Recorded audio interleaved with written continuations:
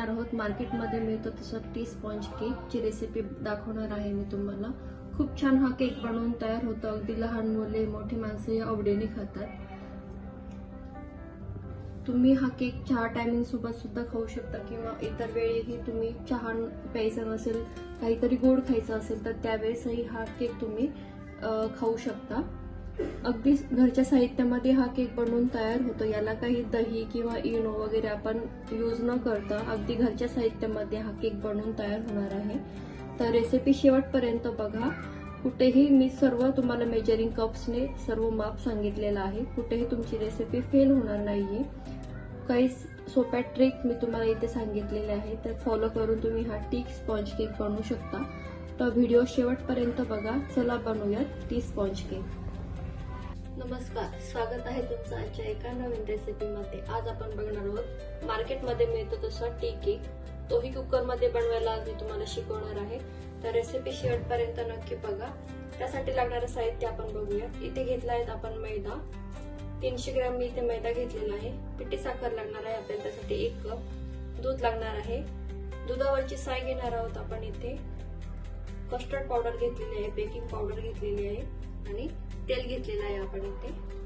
तर आता आपण सर्वप्रथम मैदा चांगला चाळणीने चाळून घेणार आहोत। इथे मी चाळणी घेतलेली आहे आणि आपण चाळणीमध्ये आता मैदा चांगला चाळून घेणार आहोत। महत्त्वाची टीप आहे, कोणताही केकचा पदार्थ करत असताना मैदा हा चाळूनच घ्यायचा आहे। या जागी तुम्ही जर गव्हाचं पीठ घेतलं तरीही चालणार आहे। मी इथे मैदा घेतलेला आहे, त्याच्याने टेस्ट छान येते। मैदा आपण इथे घेतलेला आहे, त्याच्यामध्ये घेणार आहोत आपण इथे कस्टर्ड पावडर घेतलेली आहे व्हॅनिला फ्लेवरची, याने टेस्ट छान येते, अगदी बाहेरच्या सारखे टेस्ट येते। त्यामुळे आपण इथे कस्टर्ड पावडर घेतलेली आहे 2 चमचे। ही पण आपण छान मैद्यासोबत चाळून घेणार आहोत। बेकिंग पावडर घेतलेला आहे आपण इथे 1 चमचा, ही पण आपण मैद्यामध्ये वरती टाकून घेणार आहोत। आणि खाण्याचा सोडा घेतलेला आहे मी इथे अर्धा चमचा। आता आपण हे सर्व छान चाळून घेणार आहोत। कस्टर्ड पावडरने आपल्या केकला छान फ्लेवर येतो, अगदी बाहेर जसं भेटतो तसंच हे बनवून तयार होतो आणि रंग टेक्स्चर वगैरे अगदी छान येतो। त्यामुळे कस्टर्ड पावडर नक्की वापरा। तर आपण आता मैदा छान चाळून घेतलेला आहे। आता आपण एका बाउल मध्ये घेणार आहोत पिठी साखर। इथे पिठी साखरचाच यूज करायचा आहे, पूर्ण साखर नाही घ्यायची। आणि अर्धा कप त्यामध्ये घेणार आहोत आपण तेल घेणार आहे आणि आपण छान मिक्स करून घेऊया।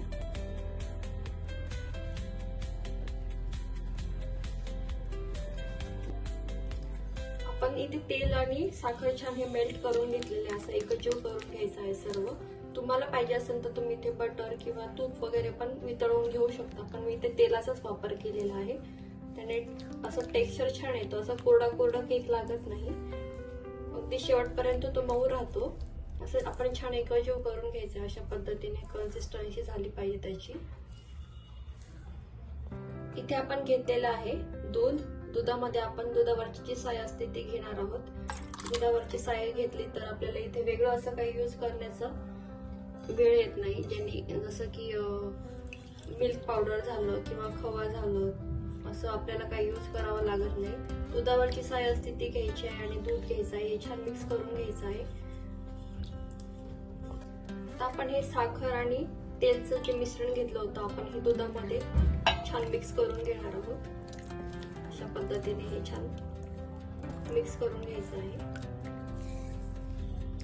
अशा पद्धतीने टी केक नक्की करून बघा।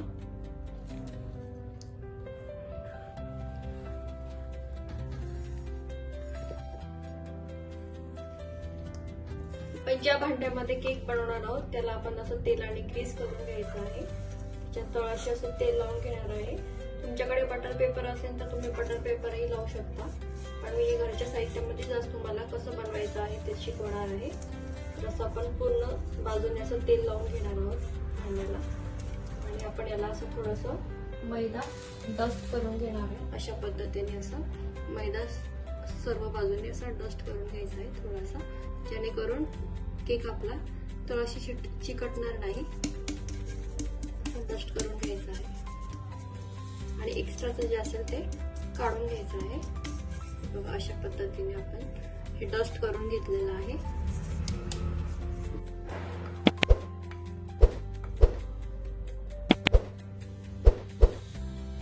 आपण जे दुधाचं मिश्रण घेतलं होतं त्याच्यामध्ये आपण हे बेकिंग पावडर, मैदा वगैरे हे सर्व मिक्स केलेलं, चाळून घेतलेलं हे असं आपण या पिठामध्ये टाकून, दुधामध्ये टाकून घेणार आहोत. पूर्व तयारी सर्व आधीच करून ठेवायची आहे.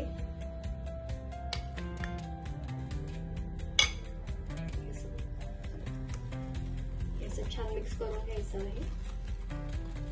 पिठाची कन्सिस्टन्सी कशी ठेवायची आहे मी तुम्हाला पुढे जाऊन सांगणारच आहे.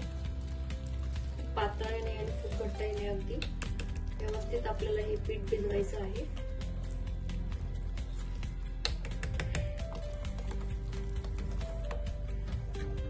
टुटी फ्रुटी घेतलेली आहे आपण इथे आणि त्याला थोडंसं मैदा डस्ट करून घेतलेला आहे. असं का करायचं, कारण की टुटी फ्रुटी खाली जाऊन बसते, त्यामुळे असं मैदा त्याला कोट करून घेणार आहोत आपण.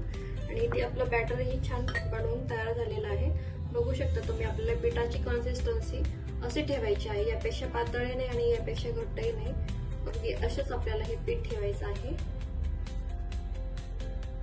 आणि त्याला आपण मैदा लावून घेतलेला आहे, तेल लावून घेतलेलं आहे. त्या भांड्यामध्ये आपण हे सर्व पीठ असं टाकून घेणार आहोत. अशा पद्धतीने हे सर्व टाकून घ्यायचं आहे छान.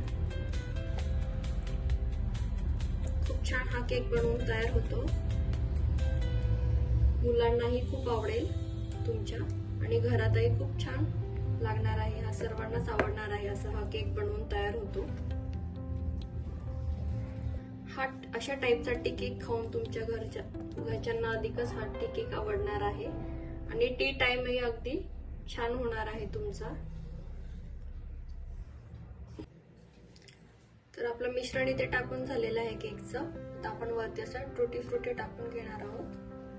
टुटी फ्रुटी ऑप्शनल आहे, तुम्हाला हवा असेल तर टाकू शकता, नाही टाकलं तरी चालेल. पण याने छान वाटतं, मध्ये मध्ये खायला येतात, त्या खाताना जे लागतात ते छान लागतं. तर असं आपण हा टीन टॅप करून घेणार आहोत. इथे मी कुकरमध्ये तुम्हाला बनवायला दाखवणार आहे. तर आता आपण कुकरमध्ये हा केक बनवणार आहोत. कुकरमध्ये मी असं स्टँड ठेवलेलं आहे आणि यामध्ये आपण असं हा टीन ठेवणार आहोत. याच्यामध्ये पाणी टाकायचं नाहीये आणि कुकरच्या झाकणाची आपण शिट्टी काढून घेणार आहोत. आणि रिंग आपण अशीच ठेवणार आहोत, फक्त शिट्टी काढून घ्यायची आहे. आणि हे 30 मिनिटांसाठी आपण बेक करून घेणार आहोत केक.